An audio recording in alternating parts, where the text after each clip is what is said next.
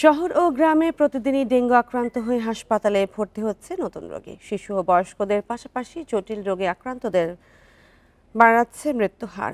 এই পরিস্থিতিতে ব্যাপক সচেতনতার পাশাপাশি কোভিড নিয়ন্ত্রণের মতো সমন্বিত পদক্ষেপ নেওয়ার তাগিদ বিশেষজ্ঞদের।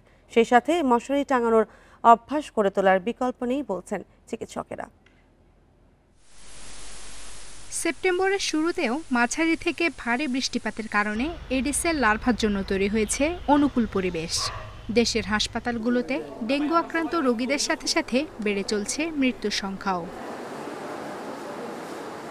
ডেঙ্গু সংক্রমণ শিশু ও বয়স্কদের জন্য বড় ধরনের শারীরিক ঝুঁকির কারণ হতে পারে, তবে জটিল রোগে আক্রান্তদের জন্য ডেকে আনতে পারে বড় বিপদ, বলছেন চিকিৎসক।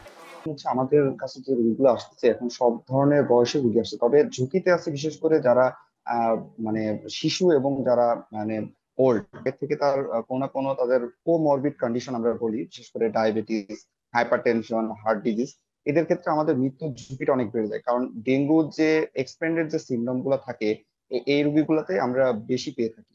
জনস্বাস্থ্য বিশেষজ্ঞদের পরামর্শ, ডেঙ্গুর বিস্তার ঠেকাতে কোভিড পরিস্থিতি নিয়ন্ত্রণের মতো সমন্বিত পদক্ষেপ নিতে হবে। পাশাপাশি সর্বোচ্চ সচেতনতা তৈরিতে ব্যবস্থা নেওয়ার আহ্বান তাদের। এটা সরকারের সর্বোচ্চ রাজনৈতিক পর্যায় থেকে যদি গুরুত্বটা দেওয়া হয়, একটা সমন্বিত কেন্দ্র করা হয় যেখানে বিভিন্ন মন্ত্রণালয় একসঙ্গে কাজ করবে, ক্যাবিনেট ডিভিশনকে যদি দায়িত্ব দেওয়া হয়, ক্যাবিনেট ডিভিশন কিন্তু কোভিড মহামারীর সময় সমন্বিতভাবে কাজ করেছে। সেখানে চিকিৎসক থেকে শুরু করে যারা কীটতত্ত্ববিদ আছেন, যারা ভলান্টিয়ার, রেড ক্রিসেন্ট, সবাই মিলে একসাথে কাজ করলে আমার নিশ্চয়ই আমরা এটার মৃত্যুটা কমাতে পারবো। এডিস থেকে রক্ষার জন্য মশারি টাঙানোর অভ্যাস করে তোলার পরামর্শ চিকিৎসকদের। আফসানা ফ্রিজজুই, ইন্ডিপেন্ডেন্ট নিউজ, ঢাকা।